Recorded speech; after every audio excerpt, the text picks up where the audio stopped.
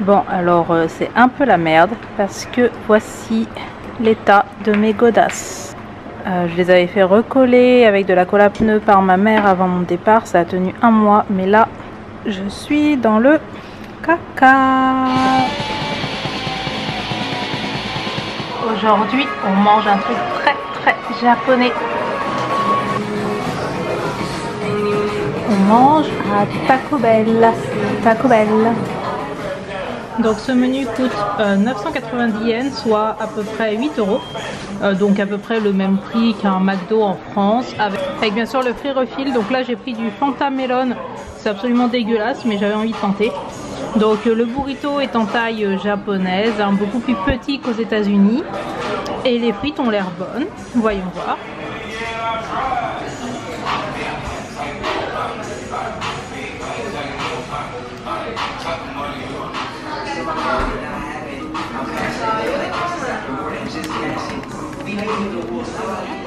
Alors c'était très bon, le burrito est aussi doux que le burrito américain, cette petite crème et ce petit fromage. Mais par contre, même si c'est des portions japonaises, c'est beaucoup plus qu'une portion japonaise normale. Du coup j'ai pas réussi à finir, donc je me suis fait un homemade doggy bag avec du papier craft et un élastique à cheveux, parce qu'il est hors de question que je jette de la nourriture, hein, si ça me fait économiser le repas de ce soir. En réalité, après le Taco Bell, je suis allée jouer à Pokémon Go puisque c'était le double événement spécial Carapuce et Articotin. Je suis restée à peu près 4 heures en plein soleil vers les 38 degrés. Après quoi, je me suis sentie mal. Et je pense que c'est à ce moment-là que je suis tombée malade puisque en gros tout le reste de la semaine et même encore aujourd'hui, j'ai eu la crève avec ce qui va de fièvre, de pus de voix, etc. Mais bon, à ce moment-là, je ne le savais pas encore. Je suis juste rentrée chez moi. Ensuite, je ne suis pas allée au feu d'artifice. Je suis juste allée dormir parce que je me sentais vraiment beaucoup trop mal et beaucoup trop fatiguée. Le lendemain, puisque je n'avais rien de spécial à faire, je me suis dit que j'irais bien à Wakayama, qui est une ville un petit peu au sud de Osaka à 1h30 de train. Et en cherchant un tout petit peu, je me suis rendu compte qu'il y avait quand même pas mal de choses à faire là-bas. Et j'ai vite fait regarder sur Booking s'il n'y aurait pas par hasard un hôtel en promo. Et j'ai trouvé un hôtel en promo à 25 euros. Et je me suis dit que j'allais partir en week-end improvisé, puisque après tout le fait d'être en PVT, c'est un petit peu ça l'avantage, non ? Une fois arrivée à Wakayama aux alentours de 14 h, je suis tombée par un hasard absolument complet sur un festival de Yosakoi. Donc le Yosakoi, pour ceux qui ne connaissent pas, c'est un style de danse qui est originaire du Japon, qui s'inspire des danses un petit peu traditionnelles comme la danse de Obon, mais sur des musiques beaucoup plus modernes et avec des mouvements parfois empruntés à d'autres types de danse. Donc il y a certains mouvements qui par exemple moi me rappellent énormément le Bollywood. Le Yosakoi est une danse très rythmée qui se danse en groupe, avec des costumes absolument magnifiques. Et a priori à Wakayama c'est un assez grand festival, donc il y avait 2 scènes et aussi des défilés de Yosakoi dans la rue. J'ai trouvé ça absolument magnifique. Je connaissais déjà un petit peu cette danse puisque je suis notamment sur les réseaux sociaux Bene no Fukuoka qui pratique le Yosakoi, mais le voir en vrai c'était absolument magnifique et j'ai vraiment adoré. Bon, je vous avoue qu'en tant que danseuse de Bollywood, hein, pour moi le Yosakoi c'est du Bollywood en kimono. Autant vous dire que j'adore, que j'ai très envie d'apprendre à danser du Yosakoi. Comme je ne pense pas rester très longtemps à Osaka, je vais pas me mettre à rechercher un groupe de Yosakoi ici à Osaka. Par contre, quand je vais déménager à Tokyo, je pense que je rechercherai à rejoindre une troupe ou quelque chose comme ça, parce que c'est juste magnifique. C'est une danse qui est très festive, qui est très belle, et donc je vous laisse avec des chorégraphies que j'ai chopées à ce moment là.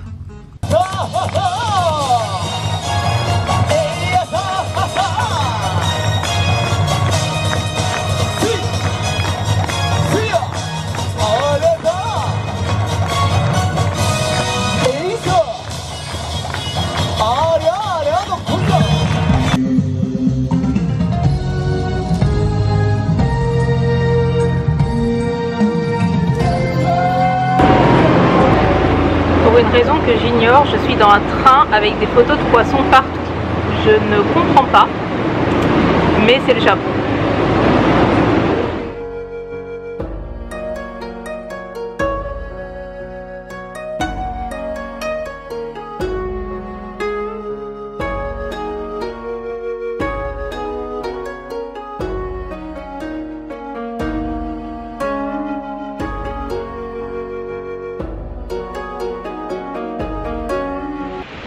Je suis sur la Isonoura Beach et il n'y a aucune interdiction pour les gens tatoués de se baigner. Donc cette plage est disponible. C'est une plage à la fois pour le surf et pour les familles. Et du coup, eh bien, je vais attendre le coucher de soleil ici.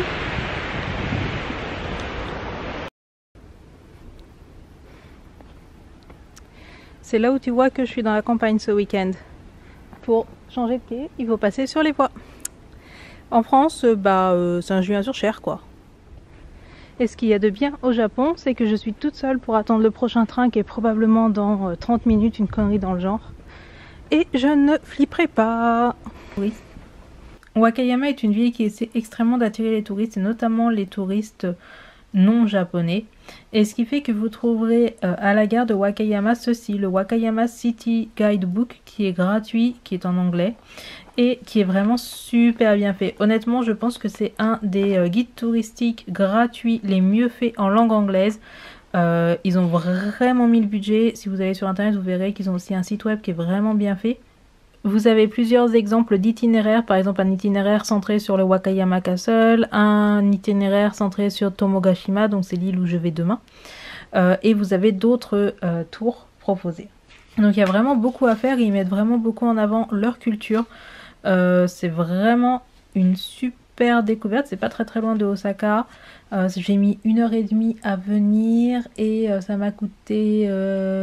ouais, 800 yens aller, donc 1600 yens aller-retour, donc ça m'a coûté 12-13 euros.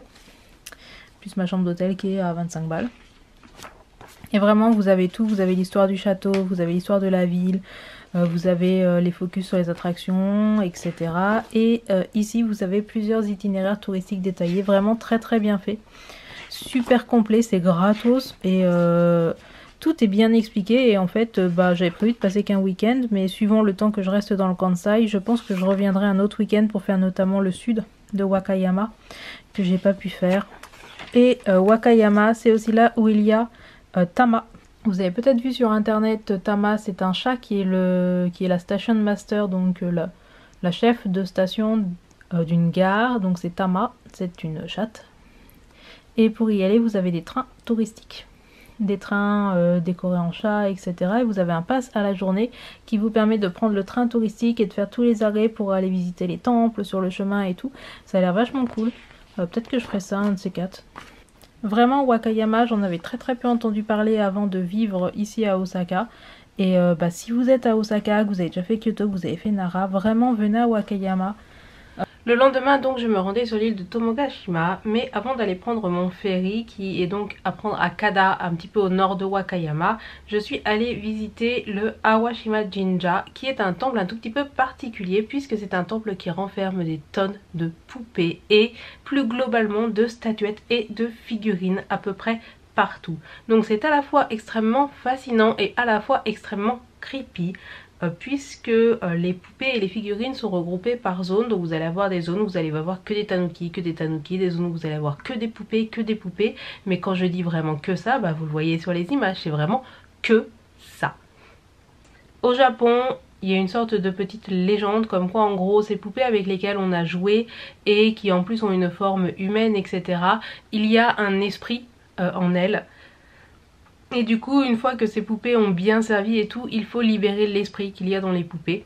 Et pour cela, il y a donc des cérémonies qui sont faites. Donc dans ce cas ici, c'est le 3 mars, les poupées sont envoyées sur des bateaux qui sont bénis et sont envoyées à la mer pour libérer les esprits. C'est un rituel que je trouve magnifique, dans lequel je me reconnais beaucoup. Je vais pas en parler plus que ça parce que vous allez me penser pour une weirdo. Mais en tout cas, c'est quelque chose que je trouve très beau. Et cette idée comme quoi il faut libérer les esprits qui ont pris place dans les poupées avec lesquelles on a joué et qui nous ont accompagnés pendant si longtemps. C'est aussi quelque chose qui a priori se fait au Meiji Shrine à Harajuku, donc à Tokyo, donc c'est vraiment global à tout le Japon. Mais ce temple là est le seul à exposer autant de poupées dans un endroit aussi réduit, de manière aussi crowded. Donc c'est vraiment particulier à voir, mais du coup je vous le conseille.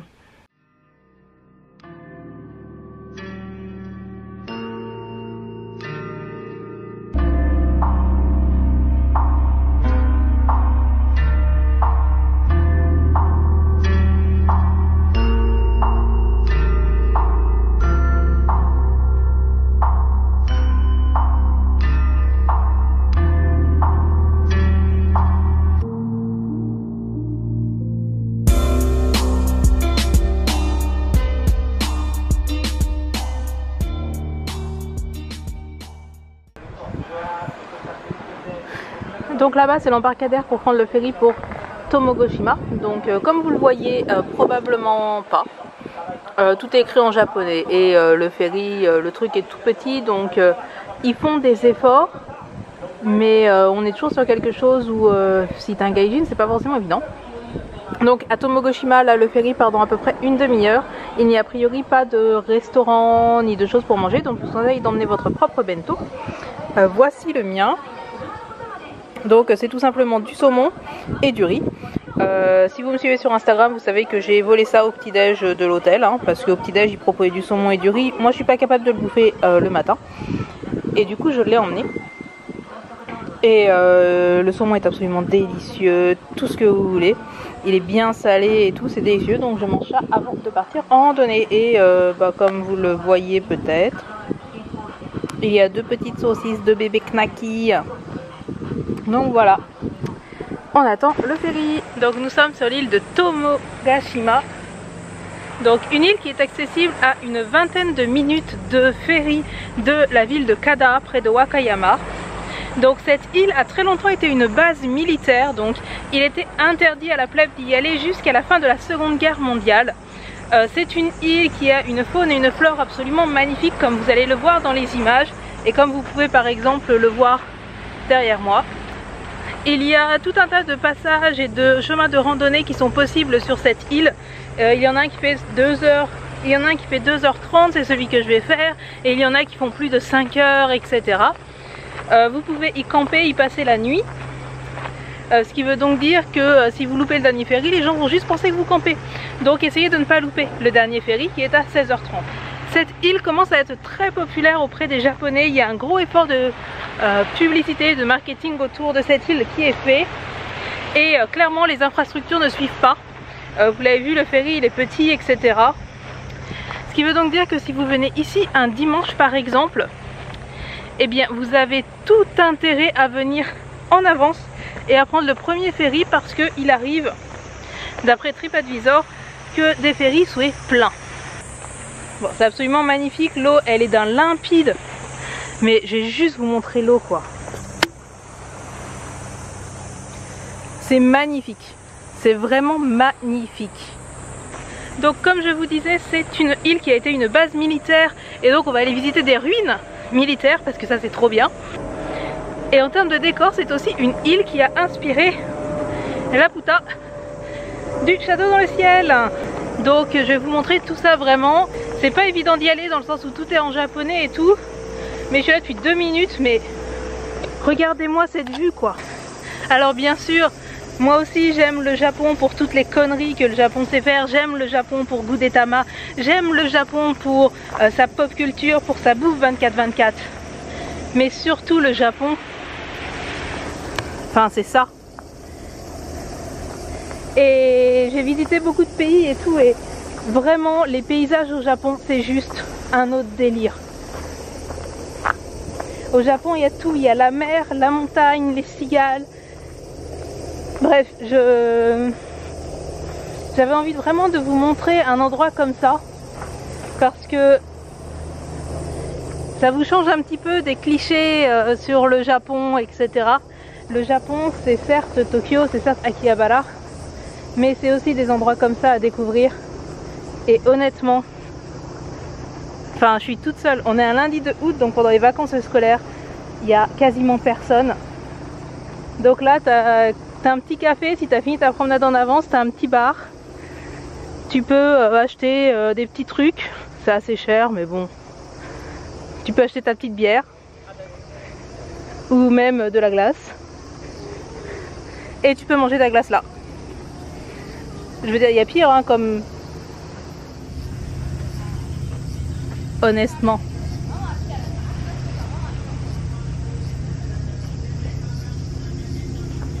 Si c'est pas le paradis sur terre, ça y ressemble. Hein. Et en plus il y a la 4G et plein de Pokéstop.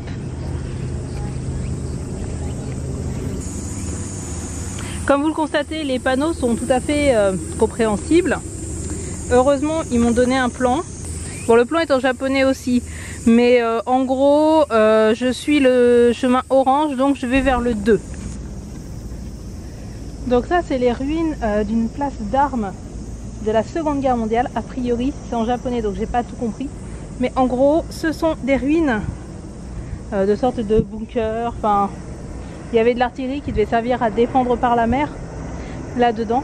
Et tout a été conservé, c'est vachement cool. J'adore ce genre de truc. Je trouve ça vraiment super intéressant. Après, il y a peut-être que moi qui aime visiter des trucs militarisés, désaffectés, mais j'adore ce truc.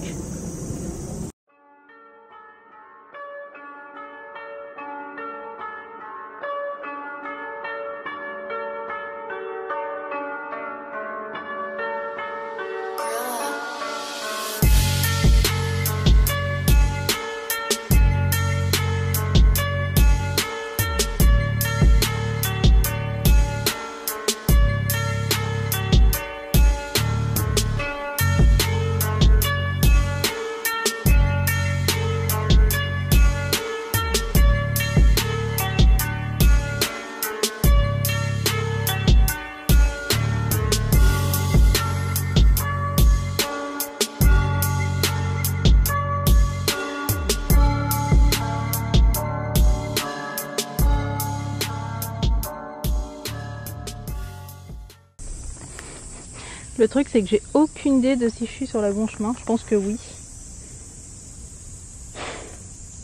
Oui, je suis sur le bon chemin. C'est pas très bien indiqué, on va dire.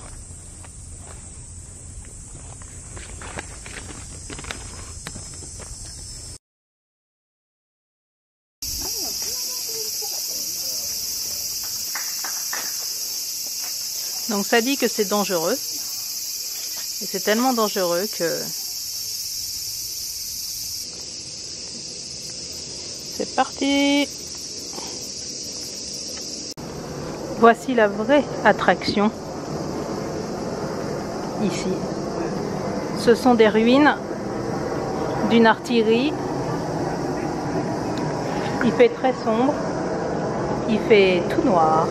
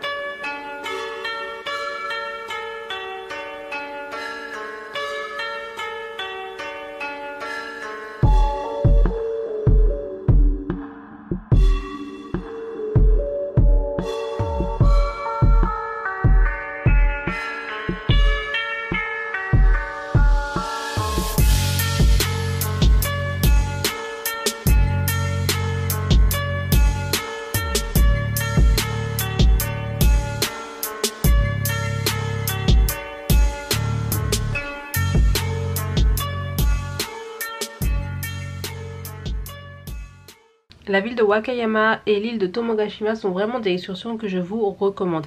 Peut-être pas forcément pour une toute première fois au Japon, mais si vous êtes déjà venu dans le Kansai, que vous avez déjà fait Osaka, que vous avez fait Kyoto, ça vaut vraiment le coup. L'île de Tomogashima est encore une île qui est assez confidentielle et de ce fait il est tout à fait possible d'y faire une randonnée sans avoir trop de monde, même en pleine période estivale. Ça a vraiment été une découverte magnifique, les paysages sont à couper le souffle, la vue sur la mer est juste magnifique, c'est vraiment un havre de paix à seulement 1h30 d'une des plus grosses villes du Japon. J'ai choisi de ne faire ce vlog que sur ce week-end pour une raison très simple.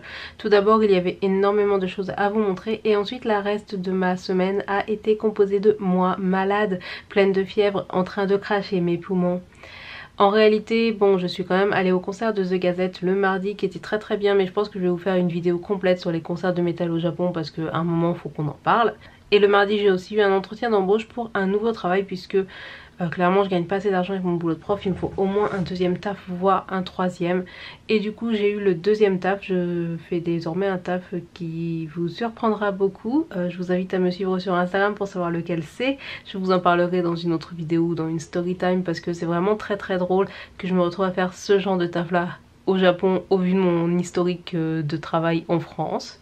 Sur ce, j'espère vraiment que cette vidéo vous aura plu. J'ai vraiment beaucoup travaillé le montage, je sais pas si vous vous en rendez compte mais je travaille vraiment pas mal le montage, j'essaie de comprendre Final Cut et je fais pas mal d'efforts. Donc si jamais cette vidéo vous a plu, ça me ferait très très plaisir que vous faisiez un petit pouce vers le haut ou que vous partagiez cette vidéo. Bien évidemment pour ceux qui le veulent et qui le peuvent, il y a un petit Tipeee qui existe.